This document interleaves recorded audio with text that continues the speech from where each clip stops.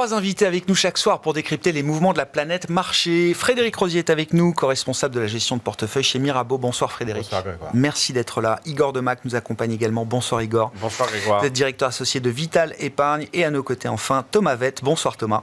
Bonsoir Grégoire. Vous êtes gérant et responsable du Fixed Income chez Spirit Asset Management. Parole à l'obligataire.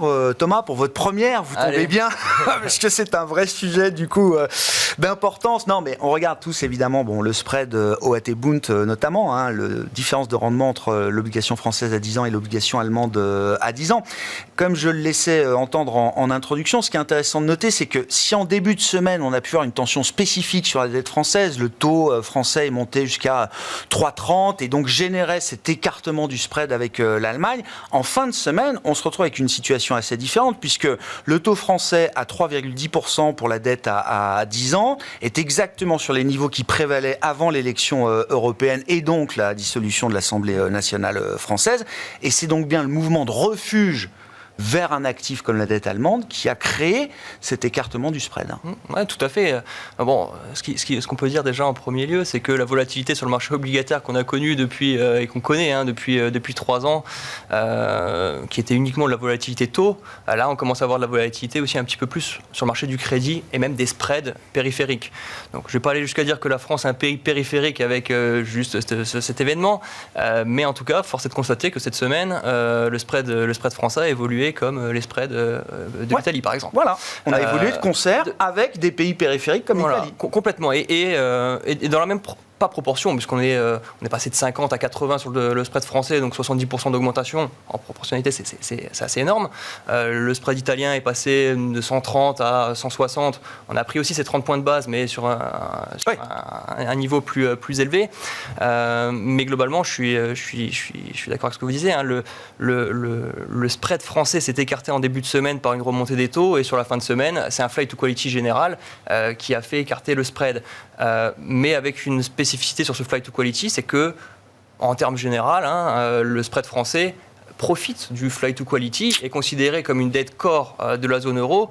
C'est pas le cas cette fois-ci, à juste titre, Bien avec sûr. l'instabilité politique. Ouais. C'est...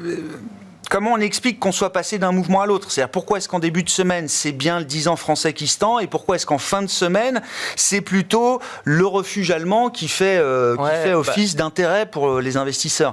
On n'a pas vraiment le choix, j'ai envie de dire, si on veut laisser le spread français sur des niveaux de 80 points de base.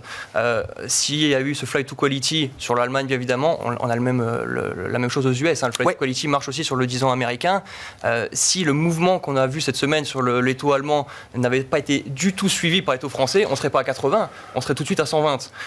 Et donc le marché aussi regarde ce spread, ce niveau de stress, et le stress augmente, mais pour le moment on est revenu, comme le disait Pauline en introduction, sur les niveaux de 2017.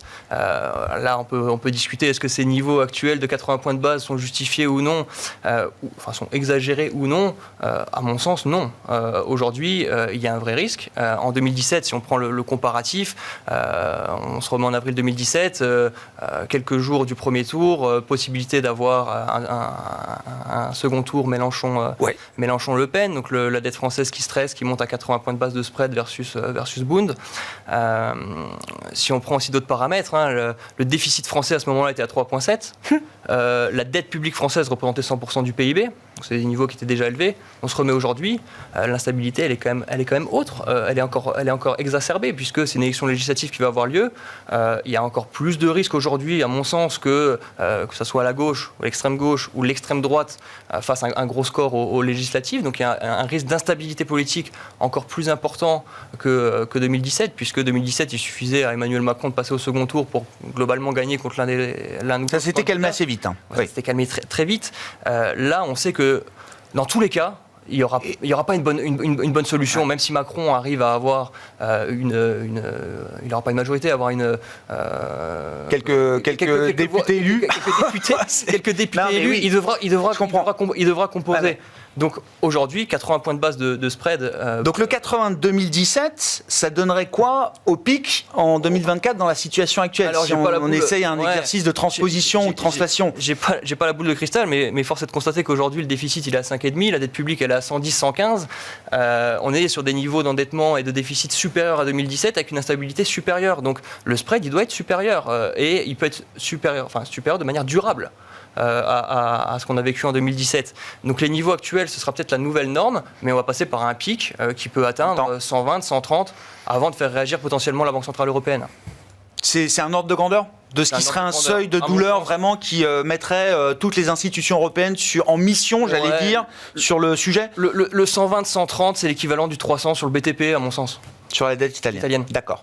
Qui sont 250, 300 de spread, c'est souvent ce qui est indiqué comme étant des seuils un peu d'alerte où quelques alarmes peuvent retentir ici et là dans les salles de marché, notamment peut-être du côté de la Banque Centrale Européenne. Avant d'en arriver là, Igor, votre bilan de la semaine et le rationnel des mouvements qu'on a observés depuis lundi sur la France et puis le phénomène un peu quand même de diffusion à l'Europe qu'on ne peut pas nier.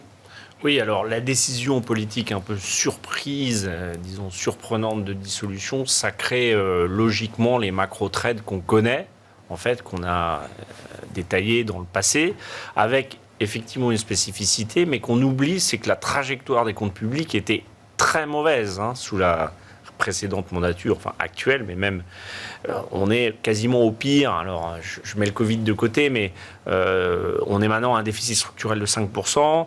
Et on ne peut pas bénéficier de la même complaisance que les États-Unis. On n'a pas de réserve, de monnaie de réserve. Nous, l'euro, c'est un Deutsche Mark déguisé, donc c'est pas nous qui le pilotons véritablement. Et de toute façon, avec les déficits jumeaux et l'endettement public, donc je pense que c'est une excuse pour les marchés d'enclencher les macro-trends qu'on connaît, c'est-à-dire l'Europe périphérique. Mais donc ce qui était exagéré, c'était d'avoir un spread France-Allemagne à 30-40, quoi. Oui, et puis il faut quand même voir qu'aujourd'hui encore, c'est très complaisant. Je veux dire, 3,10 sur le 10 ans français ou 3,15 avec 2,5 d'inflation, en taux réel, c'est rien du tout. C'est finançable pendant des années à ce niveau-là. Donc il n'y a pas de risque de faillite tel qu'on le décrit. Il y a un macro-trend qui se met en place chez les anglo-saxons.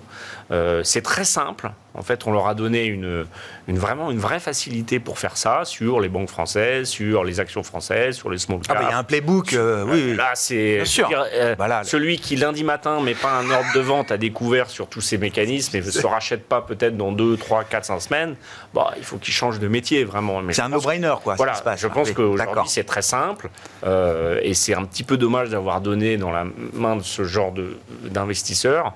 Après, la trajectoire des comptes publics est très mauvaise et depuis 1974, on n'a pas un budget en excédent et donc c'est ça le on avait la même trajectoire. Sujet. On avait la même trajectoire il y a une semaine quand le spread est à 40.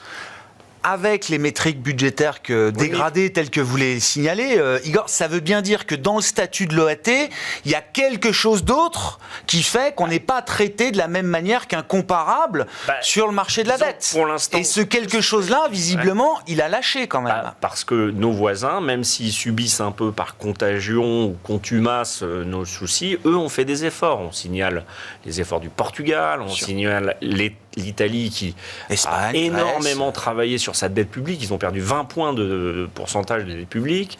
Donc nous, on n'a pas du tout fait cet effort parce que intellectuellement, le politique français, quel que soit le bord jusqu'à présent, c'est toujours cru assez puissant ou assez lié à l'Allemagne pour se dire non, mais nous, on nous financera toujours parce qu'on est la deuxième puissance économique, entre guillemets, de la zone euro. Aujourd'hui, cette question, elle est un peu moins facile pour y répondre, c'est un peu moins facile pour les investisseurs. On a moins de marge de manœuvre que ce qu'on pensait dans cette idée-là que la France est arrimée à l'Allemagne et que c'est l'axe cœur du réacteur de l'euro et que à ce titre-là ou à ce compte-là, la France peut se permettre peut-être un peu plus que par rapport à d'autres pays. Disons que même si on a été la nation phare de l'Occident sous la philosophie des Lumières, chaque fois que les États ont été quand même confrontés à une problématique de crédibilité budgétaire, quand on a de la dette qui est majoritairement détenue par des non-résidents, on est quand même un peu obligé de se plier aux exigences de ses créanciers.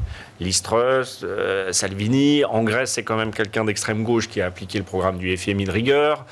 Donc, vous voyez que, en fait, c'est pas une question de couleur politique forcément, c'est une question de pratique. Et du fait de sa profondeur, de sa liquidité, la France est un pays, et peut-être même le pays en Europe, dont la dette est le plus détenue par les étrangers. Alors, c'est mieux qu'avant. On est passé de 70 à 50, donc c'est mieux.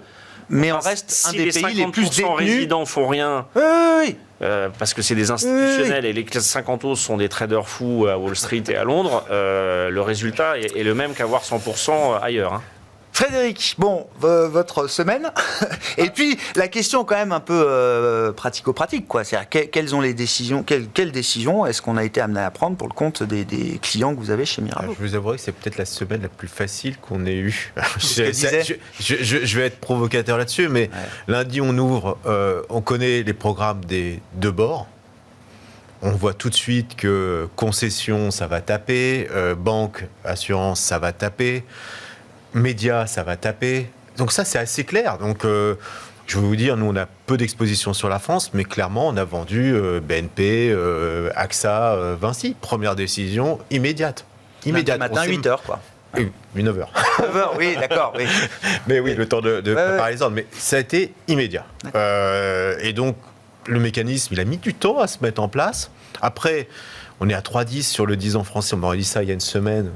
Et vous êtes fou, quoi, c'est pas possible. Et on pensait vraiment que les taux allaient remonter. D'ailleurs, on est sorti de la dette française, pour être clair, immédiatement, dans le même mouvement que... ça paraît cohérent. Hein, voilà, donc, oui. on a fait ce mouvement, on a rebasculé sur du Bund immédiatement, également, sur du 10 ans allemand.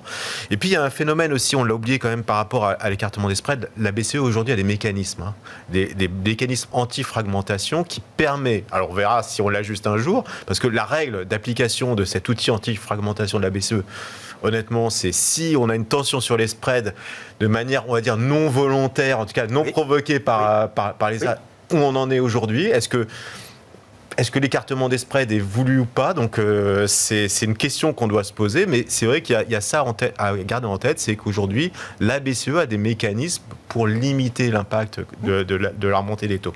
Donc voilà, honnêtement, je pense que la semaine, c'est pas provocateur de le dire, a été plutôt facile à lire.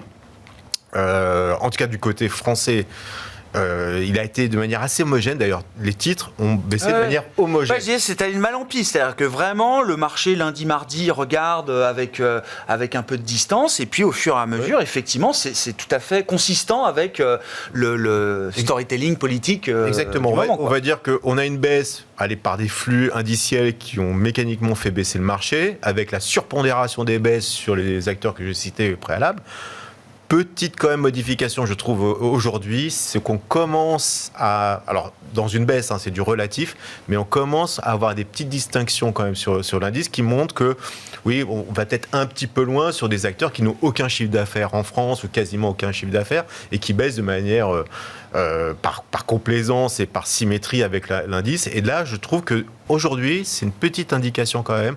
On commence à faire la distinction quand même un petit peu sur les valeurs et celles qui sont concernées par les dégradations. C'est pas des ventes paniques, là ? Là, non, pour l'instant, il n'y a pas de panique. La vol est montée. Ce qui est très intéressant... Vol et volume, hein. Les vols et volume. Mais ce qui est très intéressant, c'est que j'ai rarement vu une différence de vol entre l'Europe et les États-Unis de cette manière. C'est-à-dire qu'il doit y avoir 5 ou 6 points de vol d'écart.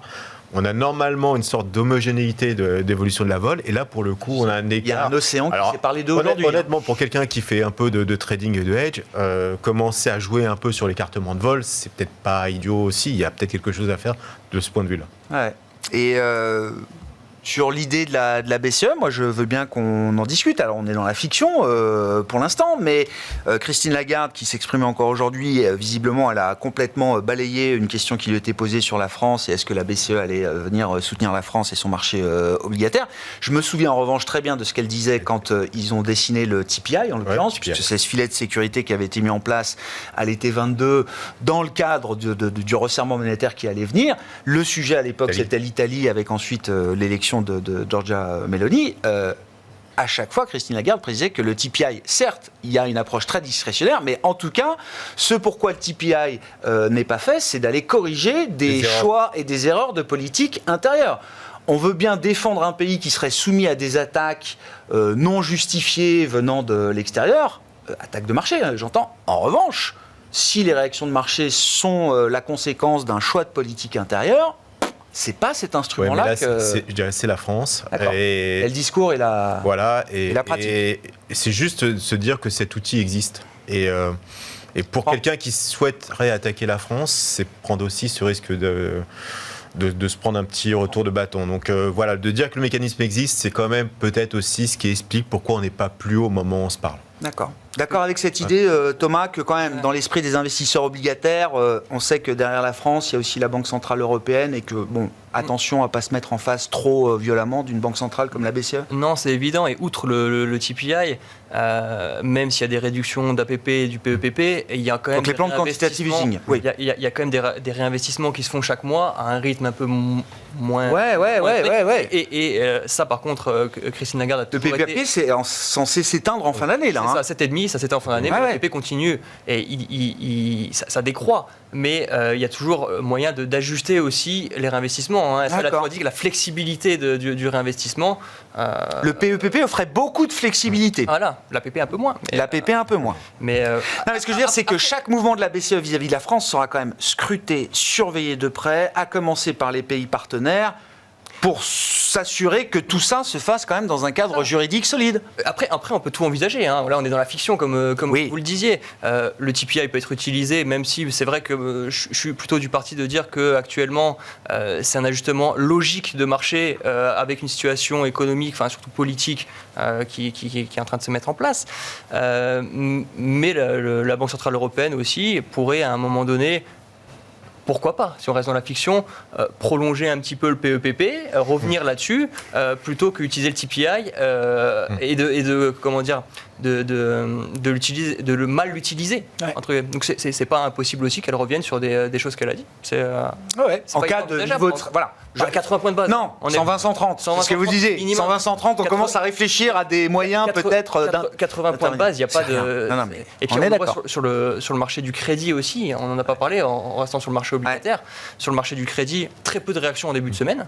Les spreads investment grade n'ont pas bougé. Donc les émetteurs français n'ont pas souffert en début de semaine. Non, alors sauf les bancaires qui ont commencé, mais les émetteurs investment grade n'ont pas souffert, même jusqu'à la fin de semaine. Là, le marché investment grade suit le flight to quality. Donc le crédit investment grade se porte bien. Sur le high yield, on s'est élargi de 40 points de base. C'est pas incroyable sur la semaine, c'est une remontée normale. On est passé de 300 à 340 sur les spreads à yield. Il y a les subordonnées financières, bancaires, et les rangs de subordination les plus élevés, donc les COCO, les T1, qui ont, elles, perdu 5-6 figures. 70, donc les actifs les plus risqués dans cet univers-là. D'accord. Qui ont perdu un petit peu, mais le reste se tient bien pour le moment. On a même, il y a des émetteurs français là qui ont des taux, des taux inférieurs à la dette française aujourd'hui, c'est ça, Thomas Sanofi, LVMH ont des rendements à 10 ans inférieurs à la dette. S'ils veulent émettre aujourd'hui, ils payent moins que la France pour placer de la dette. En même temps, en tant qu'investisseur, vous préfériez prêter votre argent à LVMH ou le marché le dit très bien.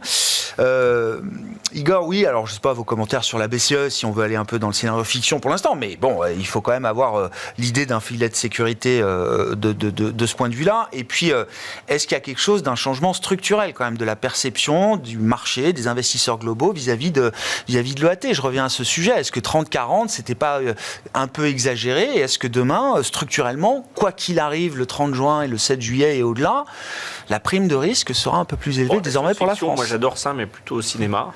Donc, je pense que, en plus, j'aime pas trop interpréter les banquiers centraux. C'est l'agent économique financier le plus puissant. Donc, effectivement, il ne faut pas trop se mettre en face. Certes.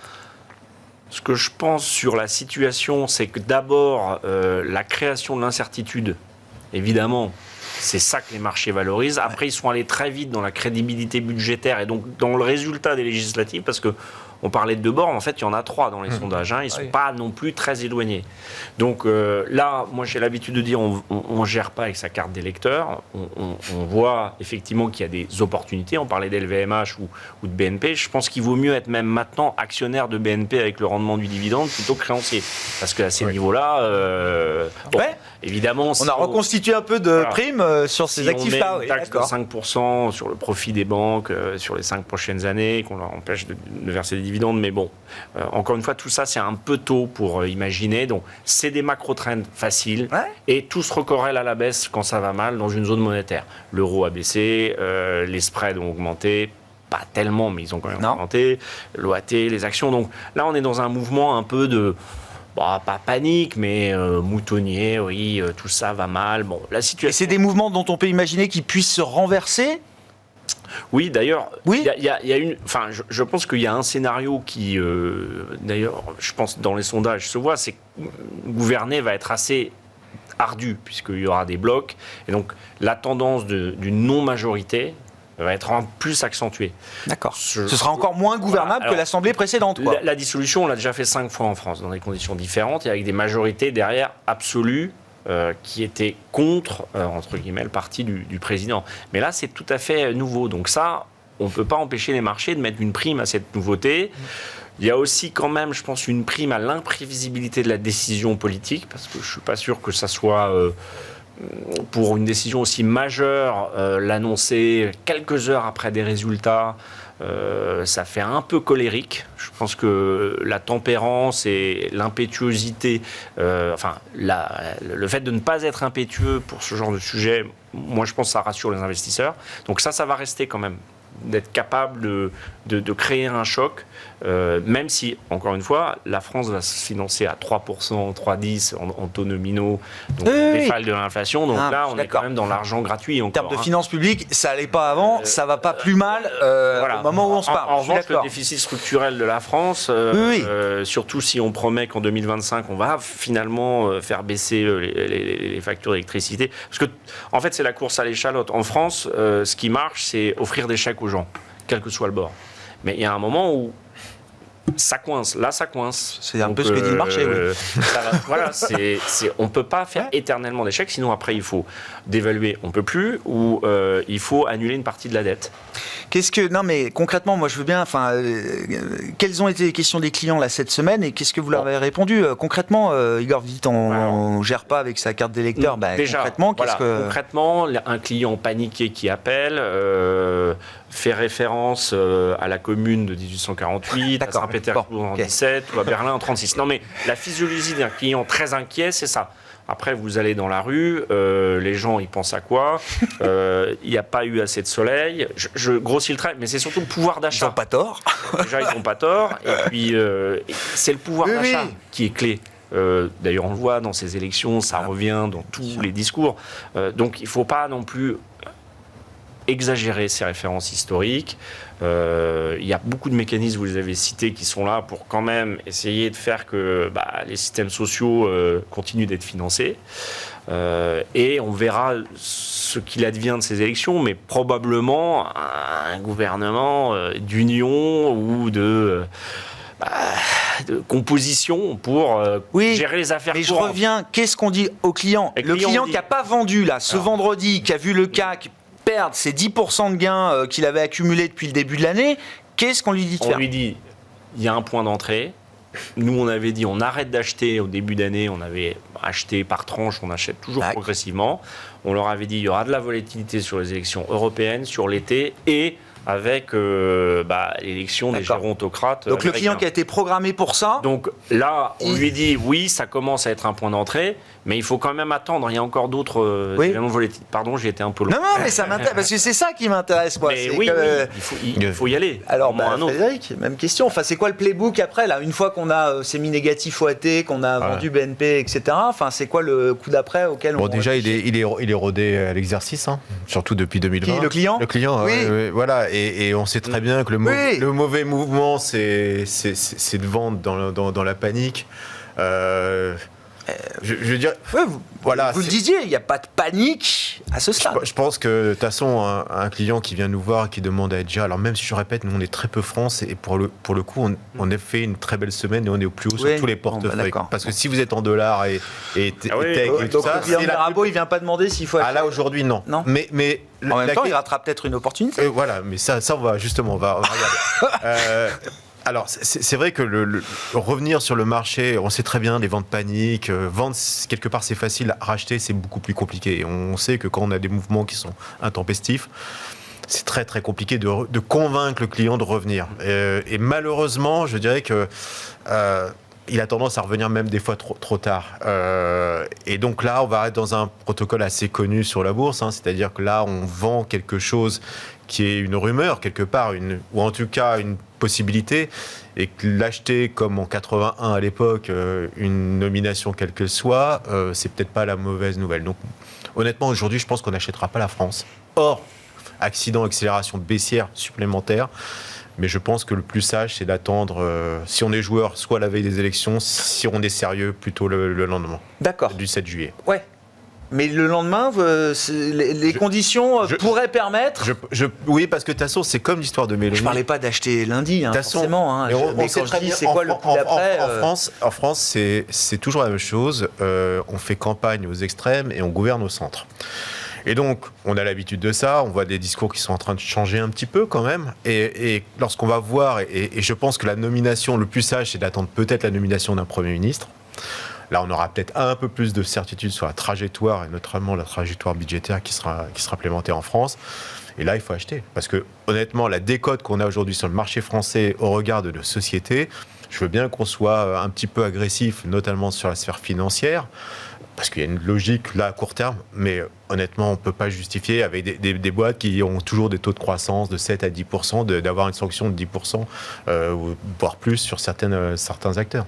En termes un peu macro, Thomas, est-ce que l'incertitude là, générée par le cas spécifique français, mais qui envahit quand même une partie de l'Europe, est-ce que c'est une incertitude qui est de nature à alors perturber sans doute, mais remettre en cause la petite tendance macro qu'on voyait de redécollage de l'activité en Europe, avec l'idée que la BCE pouvait accompagner de quelques baisses de taux avec un niveau d'inflation qui était quand même revenu dans des zones plus confortables. Est-ce que tout ça reste vrai encore pour les investisseurs ? Pour le moment, oui. Et pour le moment, c'est de l'instabilité politique. Et comme le disait Frédéric, le marché n'aime pas l'incertitude. L'incertitude, oui, d'accord. Et donc, il y a du bruit, il y aura du bruit. Et l'incertitude se résoudra d'une manière ou d'une autre ? Le 7 juillet, elle se résoudra. Elle se résoudra, pas sûr d'ailleurs. Ouais. Mais on sera un peu plus fixé déjà sur ce qui va se passer. Donc, je pense pas que c'est nature à changer les plans de la Banque Centrale Européenne.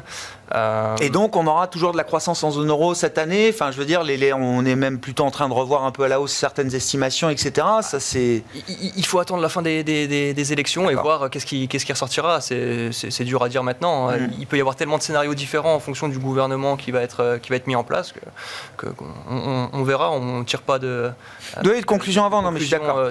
Mais ça veut dire qu'il y a quand même des scénarios qui peuvent abîmer le scénario macro de l'ensemble de la zone euro. Bien évidemment. Oui. Non, mais... Et les marchés sont en train de le pricer quand même. Ouais. Sur les taux, du moins. Sur les spreads. Pour repartir dans une référence historique, les performances mensuelles du CAC 40 les pires dans l'histoire de la France, c'est mai 81. C'est moins 32, moins 33%. Même en 1940, l'indice c'était pas le même, mais quand même, il avait perdu 16%. Donc je pense que ce qui fait très très peur au marché, c'est des mandatures ou des partis qui sont, entre guillemets, anticapitalistes. Je me mets dans la peau d'un anglo-saxon, puisque... l'anglo-saxon, lui, il n'y a pas de gauche dans son état d'esprit politique. Et il a déjà compris que la France n'était pas un grand pays le plus libéral du monde, j'imagine. Qu'il y avait une petite dose de socialisation en France qui était... c'est un très beau pays pour passer ses vacances pour lui. Mais voilà, donc après... ce risque-là, je pense que n'existe pas vraiment. Et puis, on a toujours eu, de toute façon, comme vous l'avez dit, une orientation plus sociale ou socialiste, je ne sais pas comment dire, qu'un investisseur anglo-saxon. C'est lui qui fait les directions. C'est pas nous autour de la table, on aimerait bien, mais c'est lui. Donc, il faut se mettre à sa place. Donc, quand on aura des parlementaires élus et un semblant de gouvernement qui n'aura probablement pas de vote de confiance, mais on vit avec ça depuis quand même un petit bout de temps maintenant, oui, je pense que ça sera un petit peu plus calme. C'est intéressant d'ailleurs de voir effectivement comment fonctionnent alors les médias financiers anglo-saxons qui reportent de la situation politique française. Bon, les élections législatives, 2 tours, il faut se qualifier, etc. Je pense que le système électoral est un peu compliqué pour qu'ils aient une analyse peut-être la plus fine possible. En revanche, dès que le président Emmanuel Macron affirme ou réaffirme qu'il ne démissionnera pas, qu'il en est hors de question et que c'est pas du tout le sujet, etc., tout de suite, ça fait les gros titres. pas de démission, Macron ne démissionnera pas, etc. On sent quand même que voilà, c'est derrière cette idée-là que repose quand même un peu le cas d'investissement, on va dire, français et européen pour les anglo-saxons, quoi. D'ailleurs, à l'annonce, le marché c'est plutôt a eu tendance à se reprendre parce que c'est la première incertitude qui a été levée. C'est ça. Voilà, donc le marché vit très mal de l'incertain, mais se rassure avec ces certitudes. Donc on aura des certitudes, en tout cas je pense, le 8 juillet, et peu importe l'issue, je pense que le marché est capable de payer surtout les excès qu'on a eu ces derniers jours. Il y a un marché qui paye, lui, sans attendre, c'est le marché américain, donc voilà, qui continue son voyage à sens unique. Très belle semaine, que des belles publications. Honnêtement, on a l'histoire d'Apple qui nous a ressorti de l'intelligence artificielle alors qu'on pensait qu'ils étaient largués. En gros, ils plug, pour faire simple, ChatGPT, OpenAI sur les téléphones. Et ça suffit à les remettre number one. Ouais, voilà, numéro 1. On a eu une très belle publication dans le sillage Broadcom. Broadcom, en gros, c'est la connectivité, c'est, bah oui, l'intelligence artificielle, c'est bien beau, mais on s'aperçoit qu'il y a des utilisations et il faut pouvoir transmettre cette intelligence artificielle, il faut pouvoir la distribuer au client final. Et on a eu Adobe aujourd'hui, qui a été largement sanctionné depuis 3 mois, avec notamment des polémiques sur le droit, notamment de la propriété. C'est des grosses polémique aux États-Unis. Quid de ce que vous créez à partir du moment que c'est une intelligence artificielle? Est-ce qu'elle vous appartient ou elle appartient à l'éditeur du logiciel? Et ça, c'est pas tranché. Pour la création de valeur, oui, ça compte. Voilà, exactement. Donc, et toutes ces publications vont dans le même sens, c'est-à-dire qu'il y a une croissance qui est très très solide. Les guidances sont plutôt revues à la hausse, et vous avez un Nasdaq qui tous les jours tape un plus haut. Donc, et donc même si c'est cher, alors pas de raison de. C'est cher. Pas de raison de. C'est cher. D'un autre rater. C'est cher. On relève quasiment tous les jours les perspectives de croissance sur ces boîtes. Donc c'est très très compliqué de sortir. Et en plus, là, le flight to quality pour un Américain, j'imagine, entre mettre son argent en Europe et d'avoir des entreprises de croissance et qui ne cessent de relever la croissance, c'est assez facile. Et donc, ça se diffuse ou est-ce que ça reste très concentré S&P par les capitalisations? Ou est-ce qu'on voit des indices équipondérés qui commencent à rattraper un peu? Pas encore. Pas encore. Juste un petit rappel, Nasdaq, 5 valeurs font 90% ou 80% de la perf. Oui. Donc c'est pas diffus. D'accord. D'accord. On a vu même. C'est même peut-être toujours plus concentré. D'accord. De toute façon, les phénomènes, je pense qu'on a tous vu ça chez nos confrères qui ont des gestions américaines. Nvidia, c'est la première position de tous les fonds américains aujourd'hui. 10%. C'est rassurant ou c'est inquiétant? Historiquement, c'est un fait. Voilà. D'accord. Et ils ont tous les 5 à 10% pour pas rater un trend qui est difficile à battre. Ouais. Sur la partie américaine, comment vous avez pris le message de la Fed cette semaine, Thomas? Moi, j'ai eu l'impression que le discours était en fait déjà un peu en retard par rapport à toutes les données qu'on a pu avoir, différents indices de prix, des données d'emploi, etc., qui ont rendu un peu caduque peut-être même le discours ou les projections faites par la Fed. On le voit, Powell l'a même dit, une grande partie des gouverneurs n'ont pas pris en compte le CPI qui est tombé quelques heures avant, et ça change tout, parce que quand on projette l'inflation en hausse de 0,2%, bon, c'est pas le CPI, c'est le core PCI, c'est un autre indicateur qui marche un petit peu différemment, mais quand la Fed projette un core PCI à 2,8, donc 0,2 au-dessus de ce qui est anticipé, mais ce qui est exactement le niveau actuel, donc un PCI qui bouge plus de l'année, et après qui revient à la normale dès l'année prochaine, un taux de chômage à 4% globalement sur les 3 prochaines années, 4,20 l'année prochaine, mais restons à 4%, ce qui est le niveau actuel. Donc en gros, la Fed table sur un statu quo avec un DOT. Par contre, lui, qui remonte, donc des projections de baisse de taux, il s'était un peu divisé entre 1 et 2, on va dire, pour cette année. Pour cette année. Plutôt 2 du coup, puisque le CPI est tombé avant, donc on peut estimer qu'il y en aura encore potentiellement 2, 4 l'année prochaine. Donc ils sont alignés au marché, le marché et la Fed sont plus ou moins alignés. Nous, notre vue là-dessus, sur l'inflation, la trajectoire, pas grand chose à dire. Je pense que ça va décélérer. Il y a des mouvements qui sont en place, notamment sur le logement. Ça met toujours un peu plus de temps. Il y a des indicateurs avancés qui montrent que ça devrait continuer. Par contre, on est un peu plus inquiet que le marché sur l'emploi. parce qu'on voit, malgré un taux de chômage à 4%, des NFP, donc des créations d'emplois mensuelles qui sont toujours en moyenne autour de 240 000, c'est extrêmement bon. Mais quand vous regardez dans le détail de ces chiffres, il y a quand même des éléments qui laissent à penser que c'est vraiment en train de se dégrader. Je pense notamment au temps plein et temps partiel. Il y a une grosse augmentation des jobs à temps partiel versus temps plein. Et ça, quand on regarde sur les 50 dernières années, ça a souvent été... La qualité du marché du travail est plus la même aujourd'hui. Oui. Les multiple jobs. Et ça plaide pourquoi? C'est-à-dire que le risque pour la Fed, c'est de devoir en faire un peu plus que ce qu'elle a signalé au précédent meeting. Ça, c'est le risque pour la Fed et c'est l'opportunité pour les investisseurs. J'ai envie de dire, sans parler de courbe, parce que bien évidemment, avec un 10 ans aujourd'hui à 4,20, il y a plus beaucoup de marge de baisse. Il y a déjà une partie qui est dans les courbes. Mais sur la partie courte des courbes, je pense qu'il y a encore vraiment à jouer avec une Fed qui, à mon avis, sous-estime ce qu'elle va devoir faire. Il faudrait que toutes les planètes soient alignées pour que l'inflation diminue progressivement, que le marché de l'emploi, bon an, mal an, ça va, et qu'il cut doucement. Donc ça veut dire quand même que ce qu'on pensait qui allait être un cycle de réajustement monétaire un peu brouillon, disparate, etc., en fait, c'est en train assez nettement de converger vers quelque chose d'assez cohérent, en tout cas au sein du G7, de ce point de vue-là. Vas-y. Okay. Non, moi, ce que je pense là-dessus, c'est que la Fed va finir comme elle a fait sur la remontée des taux.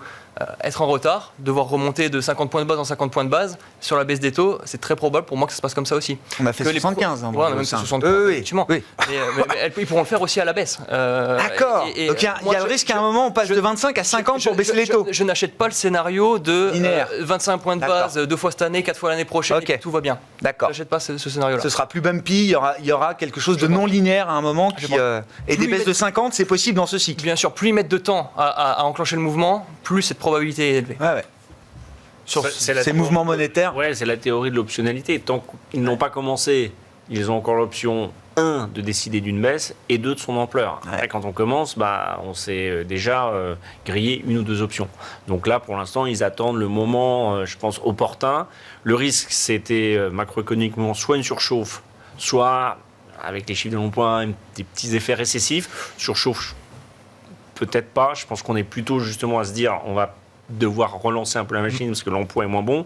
Il y a le risque d'endettement public quand même, un peu partout dans le monde. Et puis il y a le risque politique américain, entre guillemets le risque politique, là on le voit. L'incertitude. L'incertitude. Donc tout ça, ça milite pas pour faire des choses de manière trop impétueuse, c'est ce que je veux dire. Et puis quand on est banquier central, on peut pas faire comme un politique, promettre. Et je conclurai là-dessus, mais c'est Confucius qui disait, si tu promets quelque chose, examine si c'est juste et possible, parce que la promesse est une dette. Et donc ça reboucle les promesses politiques et la dette publique, parce qu'en fait, c'est aussi ça le sujet en Europe, mais ça sera le sujet de Jérôme Powell et aussi des 2 candidats à l'élection américaine. Ouais. Bon, finalement, quelque chose de plus synchronisé que ce qu'on imaginait à un moment entre la BCE, enfin les banques centrales européennes au sens large, et ce qu'on peut attendre peut-être de la Fed désormais. Même si elle partira un peu en décalé, il y a quand même l'idée derrière que il y aura quelque chose d'assez on entendait quand même des voix, synchronisé. Des voix, en tout cas, certains qui imaginaient que soit la Fed remonte les taux, que la BCE ne pouvait pas baisser ses taux avant la Réserve fédérale. On entendait des choses comme ça. Donc, honnêtement, pour l'instant, tout ce qu'on vit, on n'a pas toujours compris ce qui se passait au niveau des banques centrales, mais honnêtement, je pense qu'aujourd'hui, c'est plutôt... c'est plus clair. C'est pas le sujet. Non, je crois. C'est moins un sujet. On arrive à comprendre. Ouais. Arrive à comprendre. Donc, d'ailleurs, finalement, il y a très très peu de mouvements, je trouve, par rapport lorsque des décisions sont prises ou lorsqu'il y a effectivement le FOMC. Je trouve qu'il n'y a pas non plus une volatilité qui explose. Je trouve qu'il y a une forme de cohérence qu'on n'a pas vue. Ce qui a fait bouger les taux cette semaine, c'est pas le FOMC, c'est l'inflation, le rapport sur l'inflation aux États-Unis. C'est plus très ça. Clairement. Et c'était le rapport sur l'emploi la semaine précédente. C'est plus ça. Dans un sens puis dans l'autre, quoi. Oui, je me rappelle, il n'y a pas si longtemps, Powell, lors d'une conférence, parlait effectivement de cette inquiétude sur l'inflation. Ça a agité un peu le marché. Une demi-heure, puis après c'était revenu normal. Donc, je pense que aujourd'hui, les banques centrales, effectivement, sont peut-être un peu plus lisibles qu'elles ne l'étaient par le passé. Bon, place à la Banque d'Angleterre la semaine prochaine dans la séquence Banque centrale de ce début d'été. Merci beaucoup, messieurs. Merci d'avoir été les invités de Planète Marché ce soir. Frédéric Rosier, co-responsable de la gestion de portefeuille chez Mirabeau, Igor Demac, directeur associé de Vital Épargne, et Tom Avett, gérant et responsable du Fixed Income chez Spirit Asset Management.